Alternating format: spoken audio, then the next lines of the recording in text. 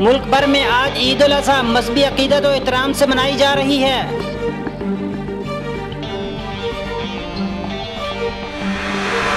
अपनी ईद कश्मीरी अवाम की लाजवाल कुर्बानियों के नाम करते हैं वज़ीर आज़म नवाज शरीफ।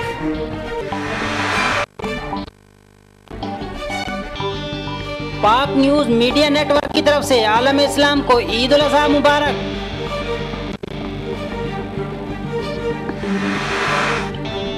शिकारपुर में नमाज ईद के दौरान खुदकुश हमले की कोशिश नाकाम, पुलिस एहलकारों समेत 4 अफराद जख्मी।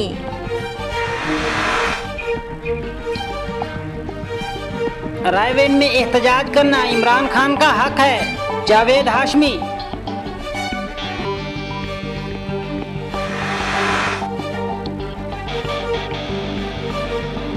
हज की निगरानी के लिए पहली बार ड्रोन्स का इस्तेमाल।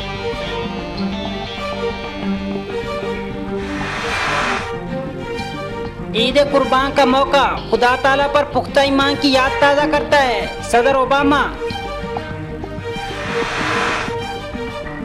ईद कुर्बान पर गोश्त खाइए लेकिन एहतियात के साथ। खाने में गोश्त की ज्यादती कई बीमारियों की वजह बन सकती है, माहिरीन सेहत। आमिर ने 9 बार पर काबू पाने का नुस्खा तलाश कर लिया।